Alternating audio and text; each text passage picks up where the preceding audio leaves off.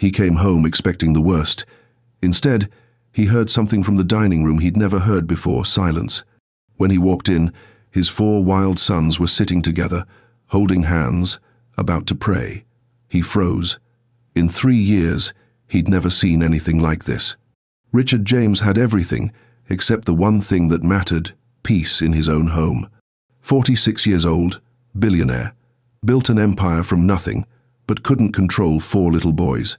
3 years ago, his wife left, just walked out, left a note: "I can't do this." 4 baby boys, no mother, and a father drowning in grief he didn't know how to fix. Finn, Liam, Logan, Lucas, 6 years old now, angry, broken, fighting everyone who came near them. 22 nannies in 7 months. 22 trained professionals, every single one, quit. The boys would set traps, hide things, scream for hours, break whatever they could reach. They weren't bad kids, they were hurt kids, and hurt kids hurt people. The house was a battlefield, no joy, no laughter, just pain living in every corner. Then one day, a woman showed up, Susanna Taylor, 39, a housekeeper with no training, no experience with children, just a Bible and a quiet voice saying God told her to come. Richard didn't want to hire her, but something made him say yes. 3 days, he told her. She smiled. 3 days. The boys tested her, hard, but she didn't break, didn't run, just stayed. And on day 3, something happened that changed everything. Richard came home early. The house was quiet, too quiet. Then he heard voices, soft, coming from the dining room. He walked toward the sound, heart pounding. And what he saw when he stepped through that door, he'd remember it for the rest of his life. But before I show you what happened in that room, subscribe, like this video, and tell me where in the world you're watching from. This story will remind you that sometimes, when we've lost all hope, that's exactly when God shows up. Now let me take you inside that dining room. The morning started the way every morning started in the James house, with something breaking. Richard heard the crash from upstairs. Glass. Something expensive, probably. He didn't even get out of bed to check anymore. What was the point? 6:45 in the morning, and the war had already begun.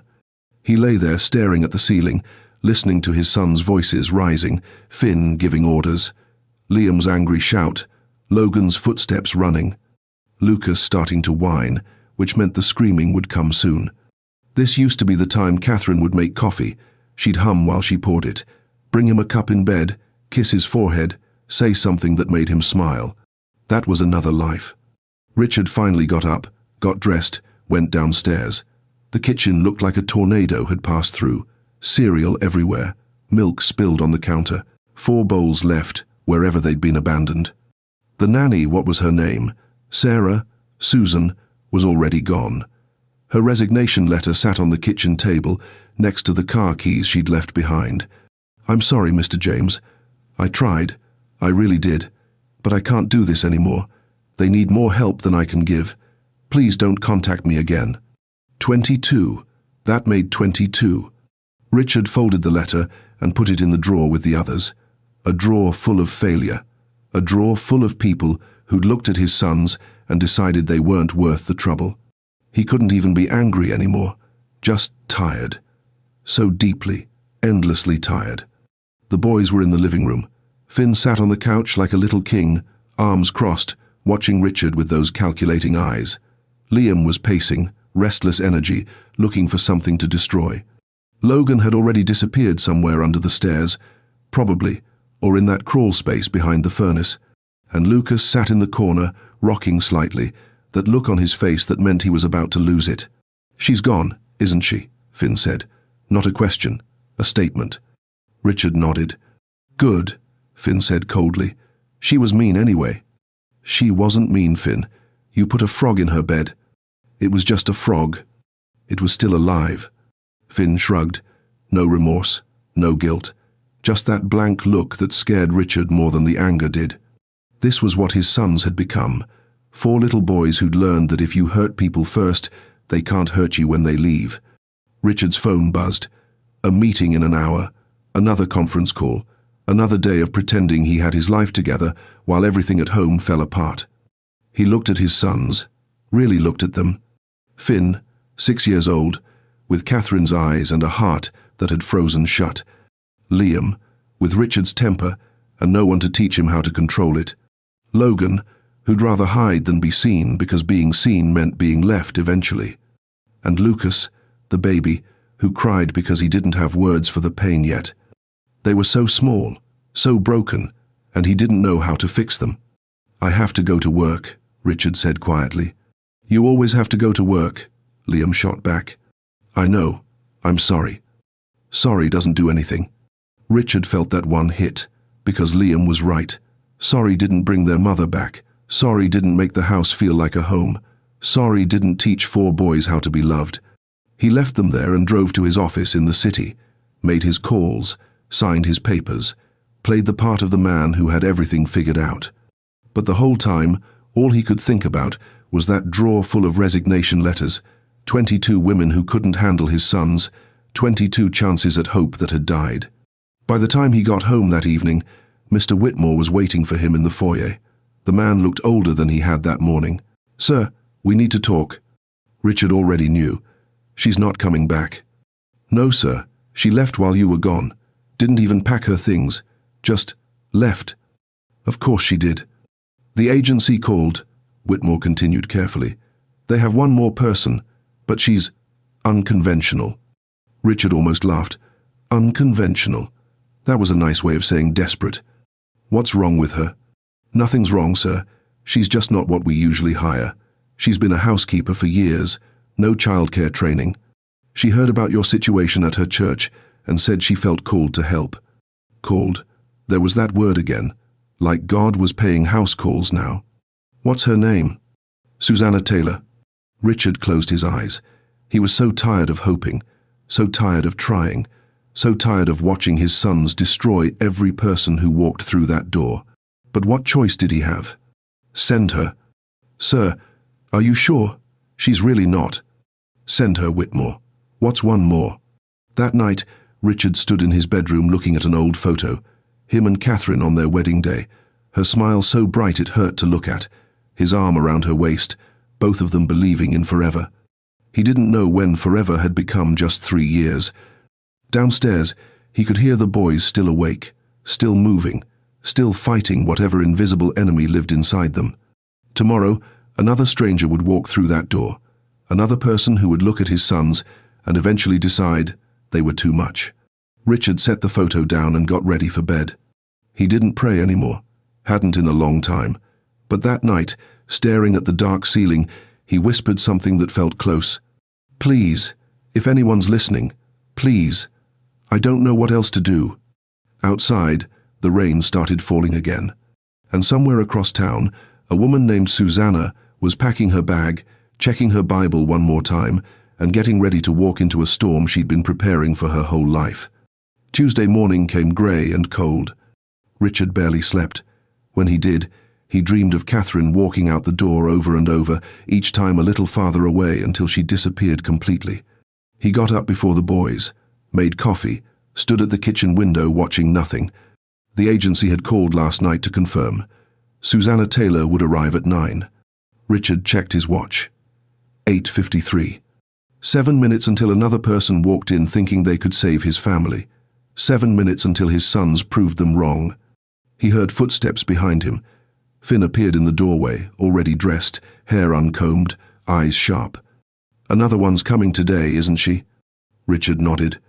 "What's this one's deal?" "She's different." "They're all different until they're the same." Finn walked past him and grabbed a juice box from the fridge. "How long you think this one lasts?" "I give her 2 days." "Finn." "I'm just being honest, Dad. Nobody stays." And before Richard could respond, Finn walked out. The doorbell rang at exactly 9 o'clock. Richard opened the door expecting he didn't even know what anymore. Maybe someone desperate enough to take the job. Maybe someone too naive to know what they were walking into. But the woman standing there wasn't what he expected. She was tall, black, maybe late 30s. Simple clothes, a white blouse and dark pants, both pressed carefully but worn soft from years of use.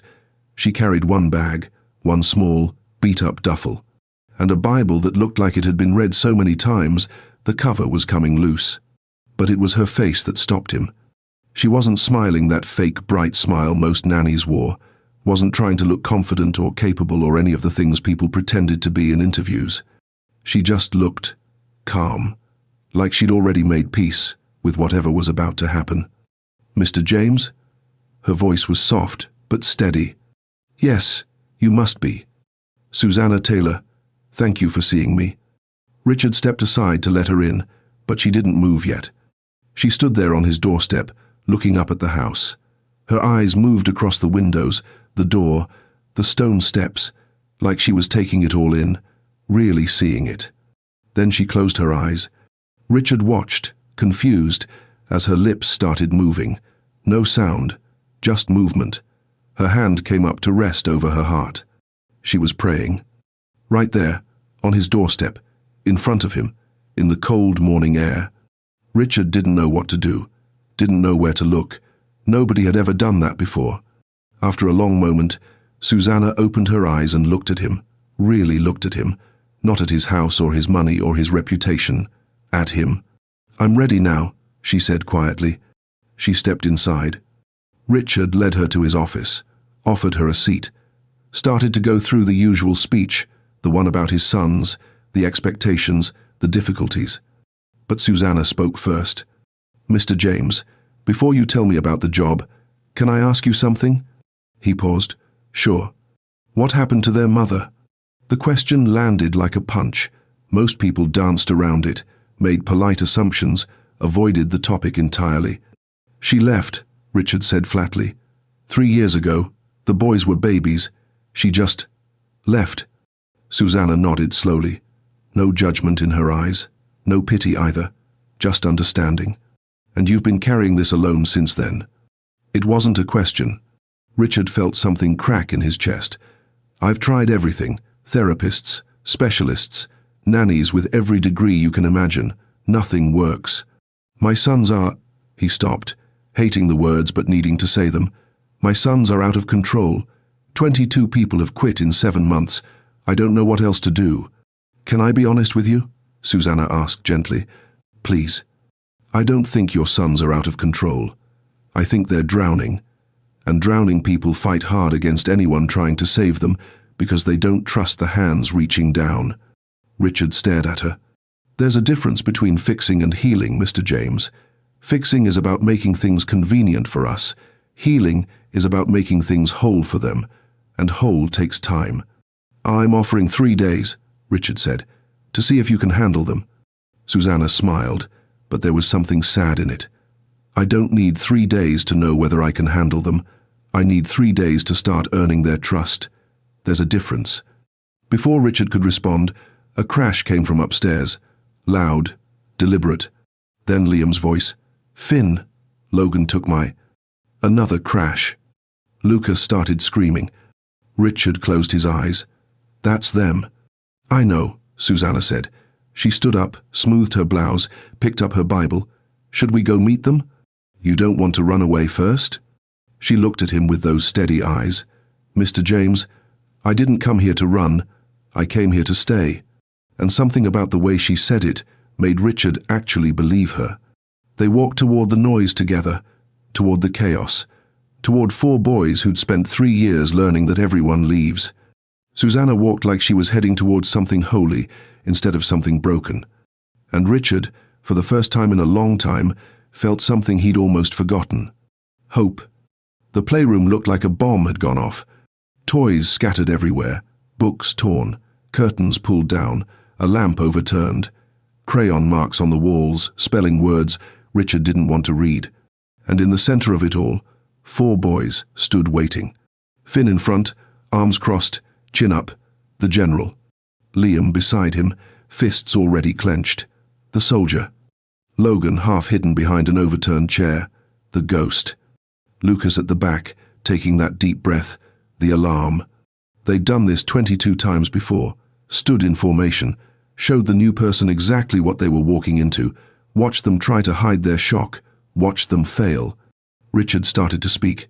"Boys, this is..." But Susanna walked past him. She stepped into the room slowly, not afraid, not angry, just present. She looked at the destruction, at the torn books, at the words on the wall, at the 4 small faces staring back at her with eyes that dared her to judge them. And then she smiled. Not a fake smile, not a nervous one, a real smile, warm, like she'd just walked into something beautiful instead of something broken. Finn's eyes narrowed. "What are you smiling at?" "At you for," Susanna said simply. "We're not cute," Liam snapped. "We're horrible. Everyone says so." Susanna tilted her head slightly. Then everyone must not be looking very closely. Lucas's breath hitched, the one he'd been holding for the scream, but Susanna did something then that stopped him. She knelt down. Right there on the messy floor, got down on her knees so she was at their level, eye to eye, equal. She looked at Finn first, really looked, like she could see past the crossed arms and the hard face to the scared boy underneath. Then Liam, past the anger. Then Logan, past the hiding. Then Lucas, past the scream he was holding in. "You are not too much," she said quietly. "You are not too broken, and you are not unlovable." The words hung in the air. Finn's arms dropped just a little. "You don't know us." "Not yet," Susanna agreed, "but I'd like to." Lucas opened his mouth. The scream was coming. Richard could see it. 6 hours of screaming. That's what happened when someone said something the boys didn't want to hear. But before the sound could come out, Susanna started humming. Low, gentle, an old song, the kind grandmothers sing, the kind that sounds like safety. She stood up slowly, still humming, and began picking up toys, one at a time.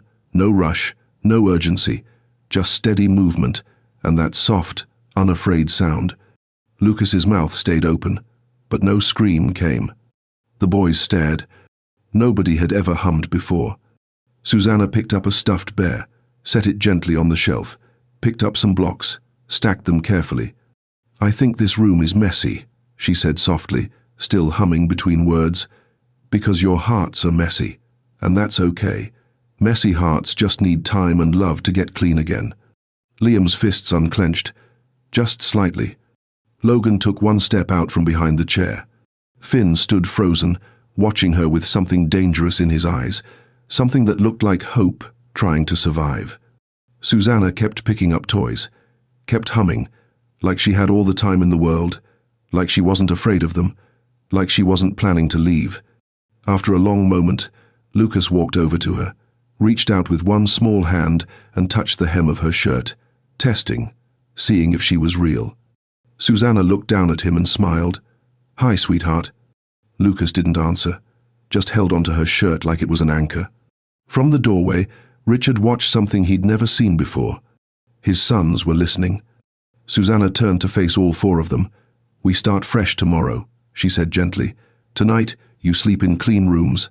I'll help you tidy up if you want." "You'll help us?" Logan's voice was so quiet Richard almost missed it. "Of course," Susanna said. "That's what family does." "You're not family," Finn said, but his voice had lost its edge. "Not yet," Susanna said, "but maybe we will be." And then something impossible happened. The boys started picking up toys, not because they were told to, not because they were afraid of punishment, just because someone had offered to help them instead of commanding them to do it alone. Richard leaned against the doorframe, his throat tight. 22 people had tried to control his sons. This woman was the first one who'd tried to understand them. That night, after the boys were in bed, Richard found Susanna in the small room they'd prepared for her. She was kneeling beside the bed, Bible open, lips moving in silent prayer. He started to back away, but she looked up. "They're good boys, Mr. James," she said softly. "They're just scared." "Scared of what?" "Loving someone who'll leave." Richard felt those words hit deep. "That's what I'm afraid of too." Susanna nodded. "I know, but fear doesn't heal anything. Only love does." She closed her Bible and looked at him with those calm eyes. "Get some rest, Mr. James. Tomorrow's a new day." Richard went to bed that night with something unfamiliar stirring in his chest, something that felt dangerously close to peace. Day 1 started before sunrise. Richard woke to a sound he hadn't heard in years, someone moving in the kitchen, quiet, careful, not trying to wake anyone. He came downstairs and found Susanna at the stove, still in her simple clothes from yesterday, hair pulled back, humming that same soft song. She was making breakfast, not the fancy meals the chef used to prepare, just scrambled eggs, toast, simple things that smelled like home. "You're up early," Richard said. Susanna turned, smiled. "Old habit. My grandmother used to say, the morning is when you set the tone for the whole day." Richard watched her work. Steady hands, no wasted movement. She wasn't trying to impress anyone, just making food with care. One by one, the boys appeared. Finn first, suspicious, watching from the doorway. Then Liam, drawn by the smell. Logan peeked around the corner. Lucas came last, rubbing his eyes. Susanna didn't make a big deal of it, just kept humming, kept cooking, set 4 plates at the table like it was the most natural thing in the world. "Would you like to sit with me?" she asked. Not a command, an invitation. The boys looked at each other. This was a test too, just a different kind. Finn sat first, the others followed. Susanna placed food in front of each of them. Not fancy, not perfect, just warm and made with attention. They ate in silence for a while, watching her, waiting for her to change, to get angry, to show them who she really was. But she just ate her toast and smiled when Lucas dropped his fork. "Why are you being nice?" Finn finally asked. "You're just going to leave anyway." Susanna set down her coffee, looked him straight in the eyes. "I'm nice because that's who I am, and I'm not leaving today." "What about tomorrow?" "I'll be here tomorrow too." "You can't promise that," Finn said. "Nobody can." "You're right," Susanna said quietly. "I can't promise forever. I can only promise today, but I've never broken a promise yet." Liam stared at his plate. "Our mum promised too." The words hung there, heavy and painful. Susanna reached across the table, didn't touch him, just reached. "I'm not your mum, Liam. I'm just someone who showed up, and I'm choosing to stay, one day at a time." Something shifted in the room, small but real. The rest of the day, Richard watched from a distance. He watched Susanna straighten a family photo that had been knocked crooked. Watched her redirect Liam when he started to throw something. "Can you help me carry this instead?" Watched her sit outside Logan's hiding spot, waiting patiently until he came out on his own. Watched her let Lucas cry without trying to fix it, then offer him water when he was done. She didn't control them, she just met them where they were. That night, Richard sat in his office reviewing security footage, rewinding, watching her patience frame by frame. Who was this woman? Day 2 started differently. Richard left early for meetings. When he came back that afternoon, Mr. Whitmore met him at the door with an odd expression. "Sir, the boys, they did something." Richard's stomach dropped. What did they do? They tested her, set traps all over the house, water, toys on the stairs, the whole thing. And? Whitmore shook his head slowly, almost smiling. "You should see for yourself." Richard found Susanna in the hallway, soaking wet, her shirt dripping, hair plastered to her face. His heart sank. She was leaving. Of course she was leaving. But then she laughed. Clear, warm, real laughter. "Well," she said, wringing out her sleeve, "I guess it's raining indoors today." The boys stood frozen at the end of the hall, staring. They dumped a whole bucket of water on her head and she was laughing. Susanna walked forward, her feet landing on the toy cars they'd scattered, but instead of falling, she stepped carefully, gracefully, like she was dancing. She picked up the fake spider they'd hung, held it gently in her palm. "You know," she said softly, "even the things we're afraid of are usually just afraid themselves." She set the spider on a shelf, right next to a family photo. The boys didn't know what to do. Nobody had ever responded like this. That evening, after dinner, Richard heard small footsteps outside Susanna's door. He watched from the stairs as all 4 boys stood there, holding the empty bucket, the weapon they'd used against her. They were returning it. Finn knocked quietly. Susanna opened the door, saw them standing there, saw the bucket. "Thank you for trusting me with your test," she said gently. "Did I pass?" Finn looked at his brothers, then back at her. "You're still here.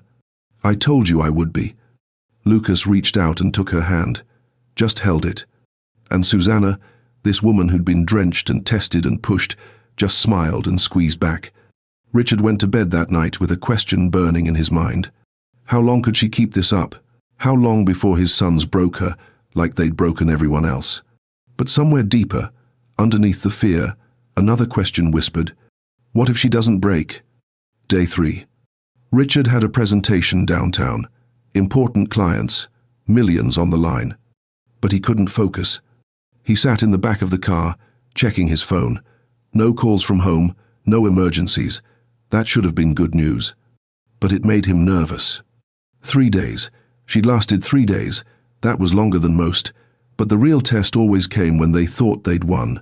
When they relaxed. That's when his sons struck hardest. He made it through the morning, shook hands, signed papers, smiled at people who thought he had his life together. But by noon, he couldn't take it anymore. I need to go home, he told his driver. The whole drive back, his hands wouldn't stop shaking. He pulled into the driveway.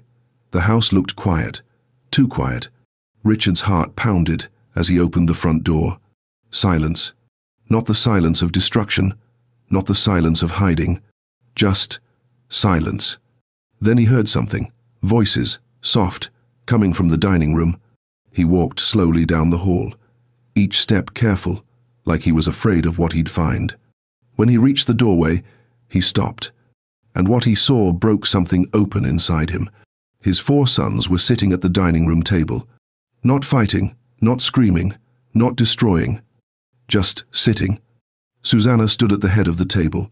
She'd made lunch, simple food, sandwiches, soup, but the table was set carefully, napkins folded, glasses filled with water, and all 4 boys had their heads bowed, hands folded in their laps. Susanna's voice was gentle, clear. Thank you for this food, thank you for this home, and thank you for these 4 boys who are learning they don't have to be afraid anymore. Richard couldn't move. His throat closed up, his vision blurred. In 3 years, he'd never seen this, never seen his sons sit peacefully, never seen them bow their heads, never seen them look like Isafi, like a family.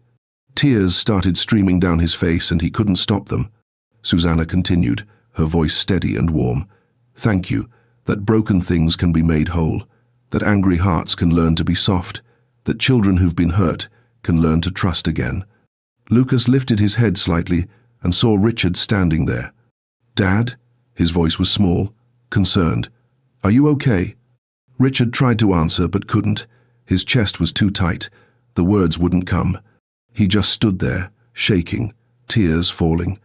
All 4 boys were looking at him now, confused, maybe a little scared. Susanna looked up, her eyes met his, and in that moment she understood everything he couldn't say. She smiled, gently. Mr. James, would you like to join us? Richard nodded, managed to move his feet, walked to the table like he was walking through a dream. He sat down, his sons on one side, this woman he'd known for 3 days on the other. And for the first time since Catherine left, they ate a meal together. In peace. No one spoke, they just ate. But the silence wasn't empty anymore. It was full. Full of something Richard couldn't name but could feel in every corner of his chest. When Lucas reached for his water and accidentally knocked it over, Richard expected chaos. Expected Liam to yell. Expected Finn to blame someone. Expected it all to fall apart. But Susanna just stood up, got a towel, and wiped it up. It's okay, sweetheart.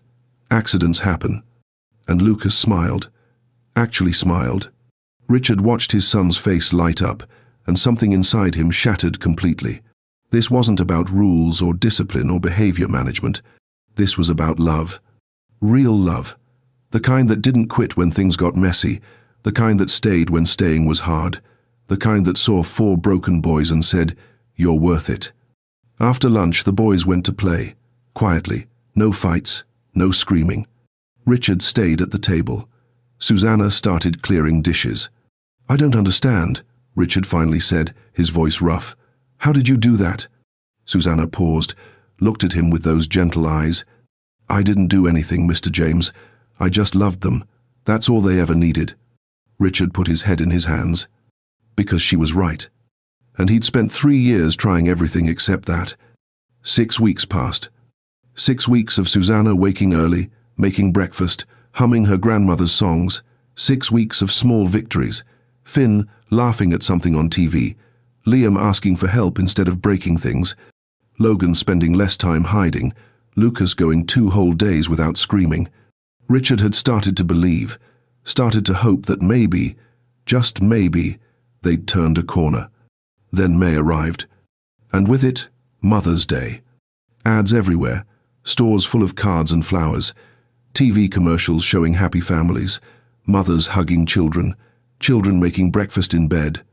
Richard saw the shift immediately.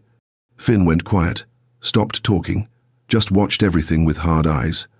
Liam started breaking things again, small things, a cup, a toy, testing. Logan disappeared more, spent hours in places no one could reach him. Lucas's screaming came back, not as long, but sharp, painful. Richard tried to talk to Susanna about it. "They're regressing," he said, frustrated.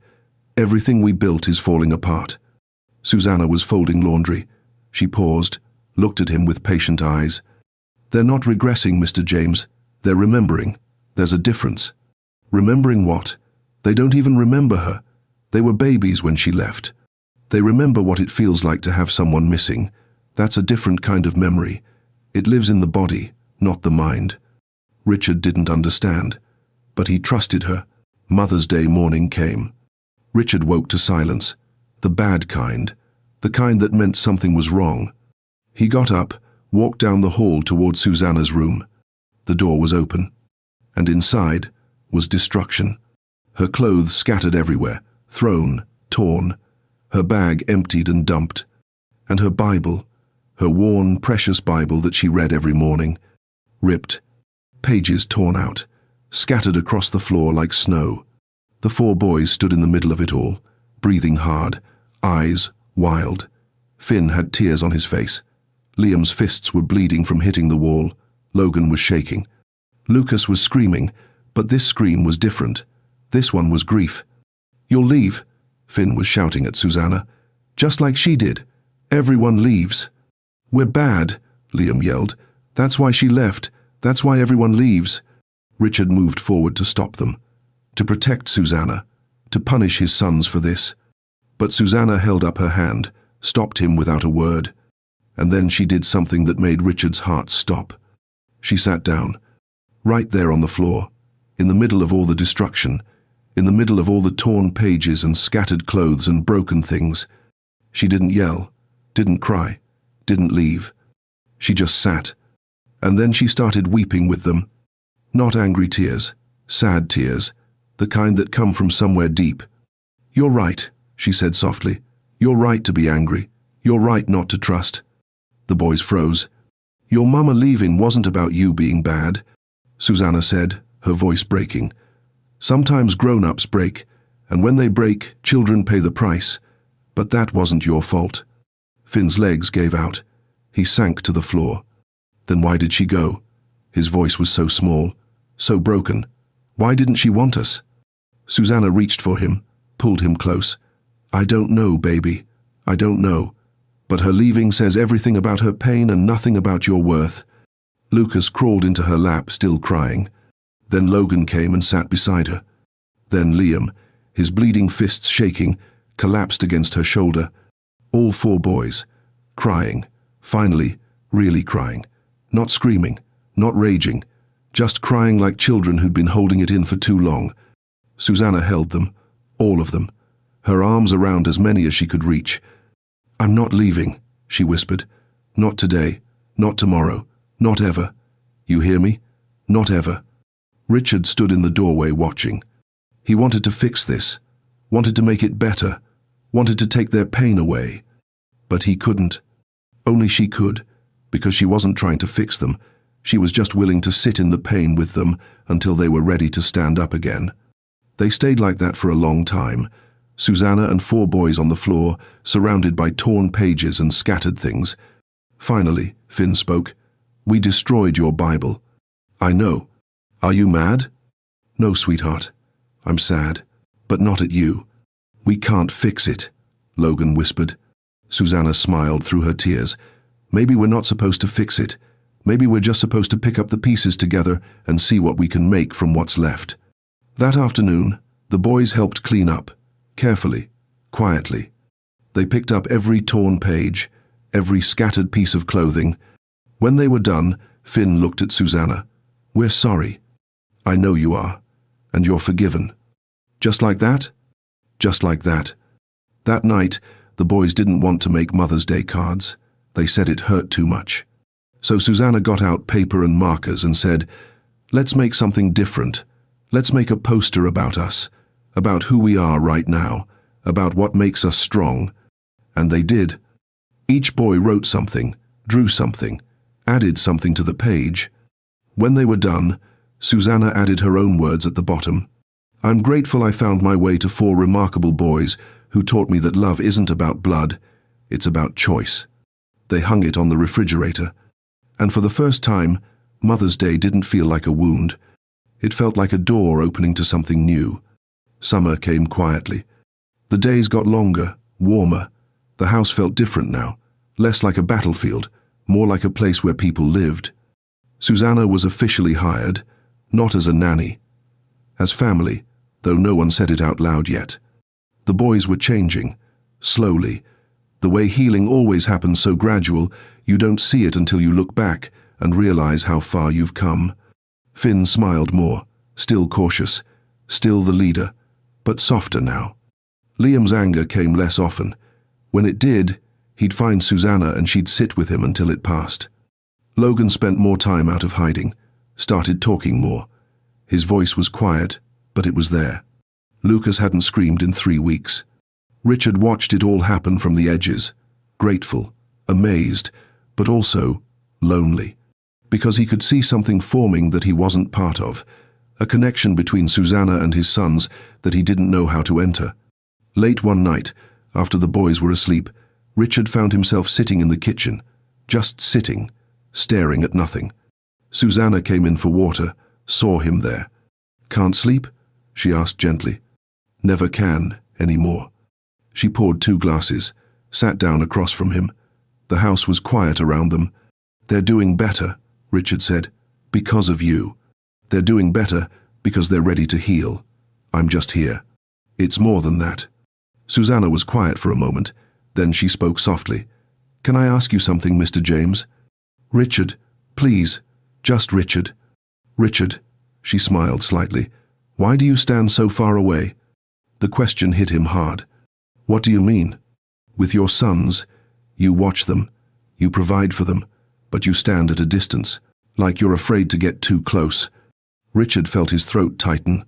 "I don't know how to reach them the way you do." "You don't have to reach them my way. You just have to reach them." He looked down at his hands. "Every time I try, I see Catherine leaving. I see how much I failed, how I couldn't keep their mother here, couldn't give them a whole family. And I think, maybe they're better off without me trying." That's fear talking, not truth. Richard's eyes burned. "How do you do it? How do you love them so completely when you know what it's like to lose?" Susanna went very still. The silence stretched between them. Finally, she spoke, her voice barely above a whisper. 15 years ago, I had a daughter." Richard looked up. Her name was Joy. Susanna's eyes glistened. "She was 7 years old, the light of my entire world. And then she got sick. Leukemia. We fought it for 2 years.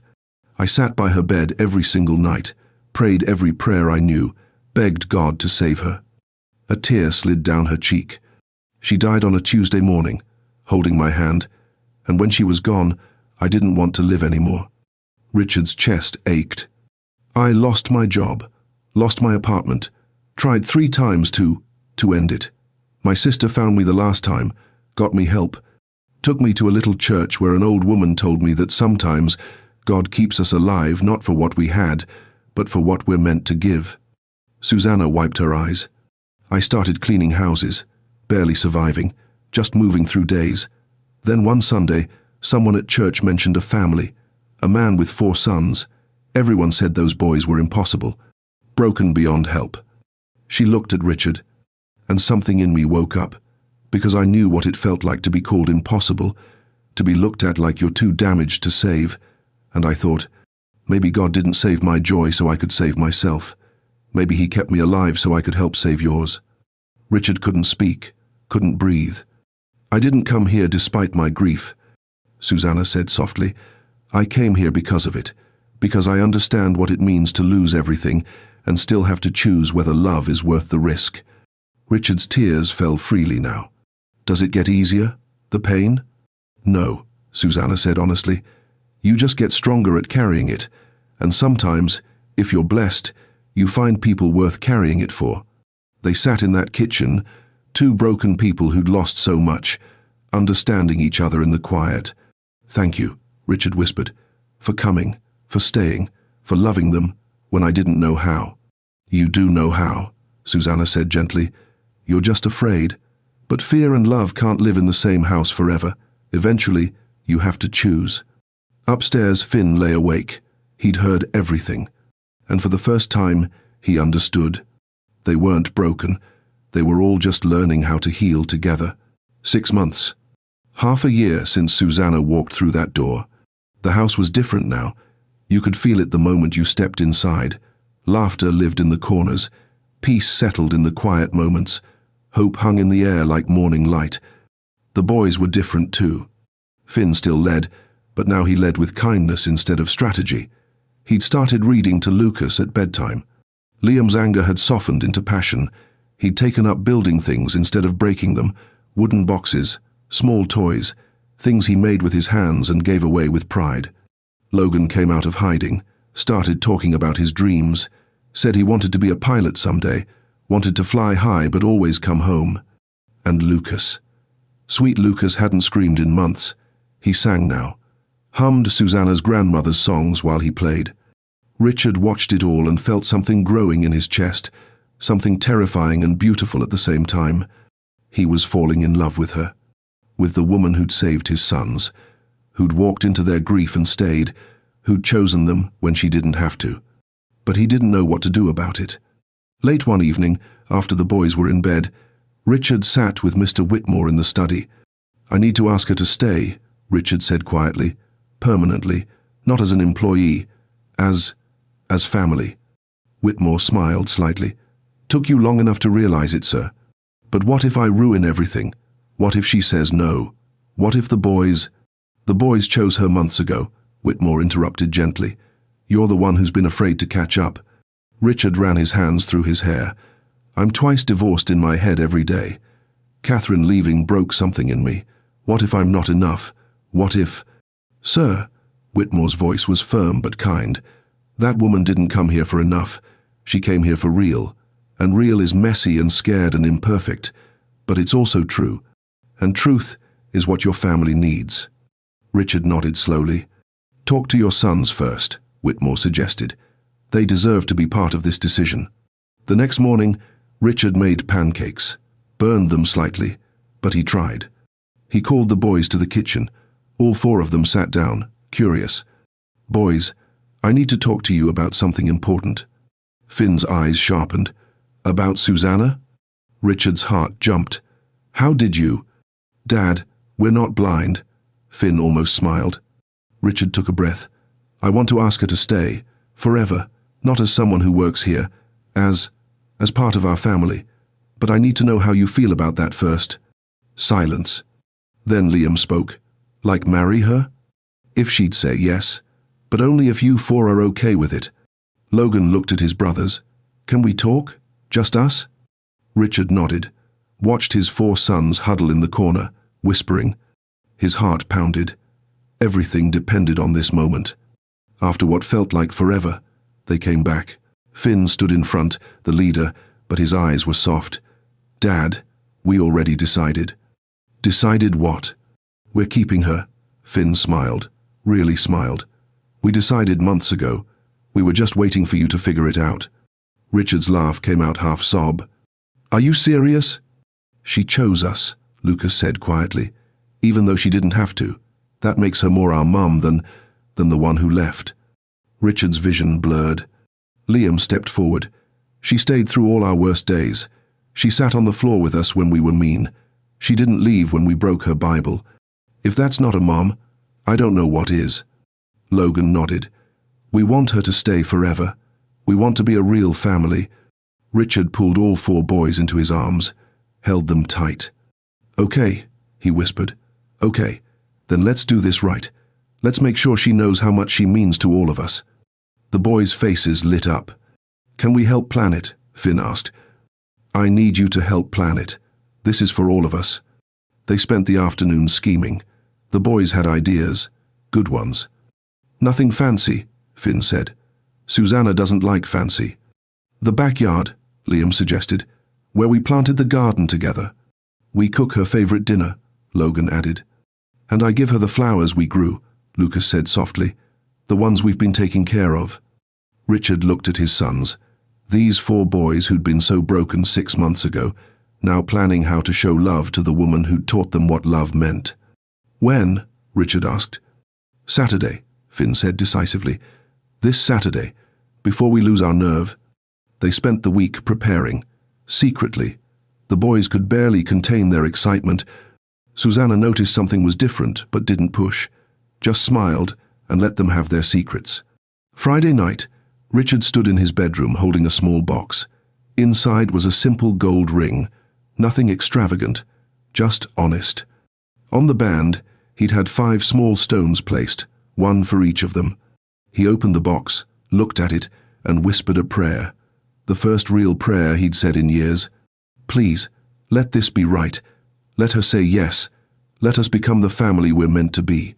Downstairs, the boys were in their room, equally nervous. What if she says no? Lucas worried. She won't, Finn said with confidence he almost believed. She loves us. She's been showing us that every single day.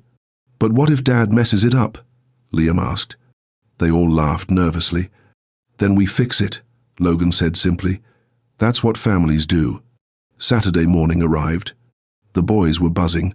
Richard was terrified. Susanna came downstairs, and they all acted normal.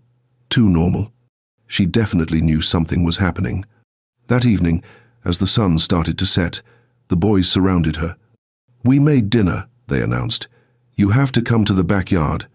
Susanna's eyes filled with tears before she even saw what they'd done, because she already knew. She was about to become exactly what she'd been all along. Home. The backyard glowed with string lights the boys had hung themselves. The table was set with her favorite things, simple food they'd learned to make together. The garden they'd planted months ago was blooming, full of color and life. Susanna's hand went to her chest. What is all this?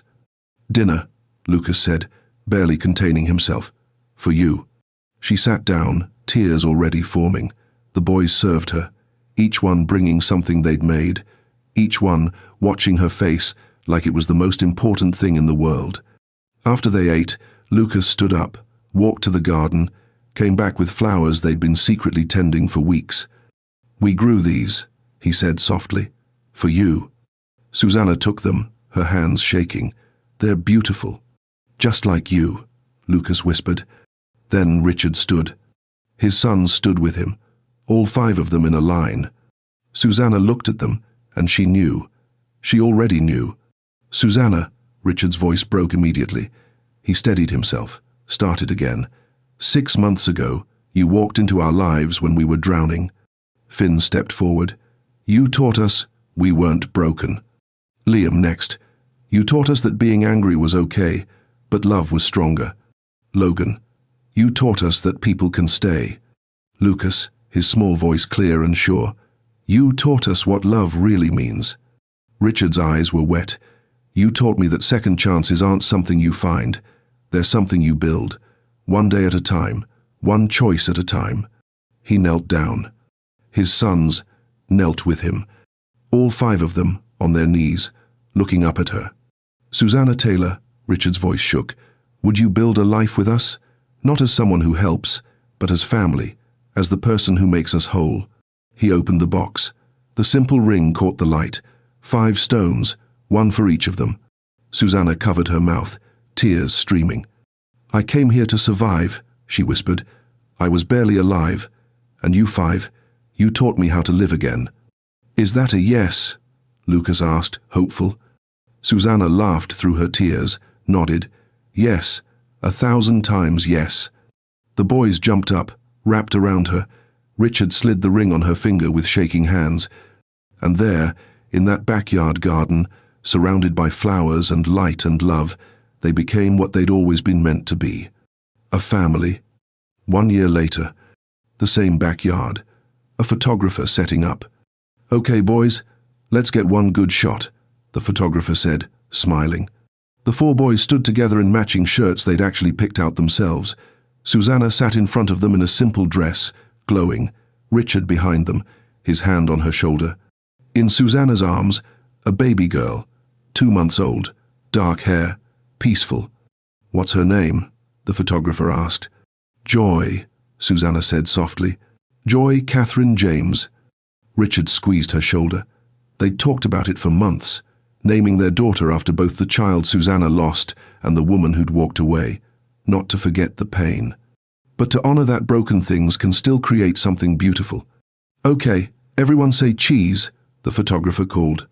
Lucas grinned. Say family. They all laughed. The camera clicked.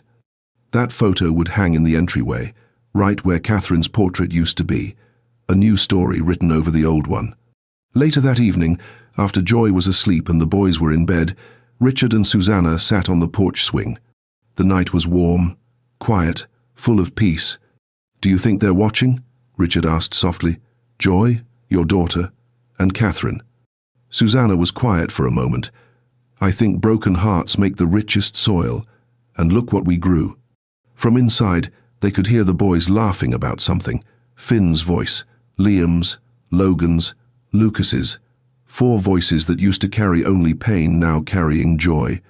Susanna leaned her head on Richard's shoulder. You know what I learned? What? Love isn't about where you start. It's not about who left or who stayed or who got it right the first time. She looked up at him. It's about who you choose. Every single day. Even when it's hard. Especially when it's hard. Richard kissed her forehead. I choose you. Every day. Forever. And I choose you. All 5 of you. Inside, baby Joy made a small sound. Not crying. Just letting them know she was there. Susanna smiled. I should go check on her. I'll come with you. They walked inside together. Into the house that used to be a graveyard. That was now a home. Where 4 boys who thought they were too broken to love had learned they were exactly the right amount of whole. Where a man who'd lost everything found out that sometimes what we need most is disguised as what we think we can't handle. Where a woman who'd buried her daughter learned that hearts can hold more than one kind of love. Where a family wasn't born, it was chosen. And sometimes, the most beautiful things in life are the ones we build from the pieces of what broke us. That night, the James house was full. Full of laughter, full of peace, full of second chances and new beginnings. Full of the kind of love that only God could plant in the wreckage. And watching over it all, maybe somewhere in the space between heaven and earth, 2 women smiled. One who'd left, one who'd gone home, both knowing that sometimes the greatest gift we give is the space we leave for love to grow. The porch light stayed on. The house breathed easy, and 5 hearts that had been shattered learned what it meant to be whole. Not perfect, just loved. And that was enough. That was everything.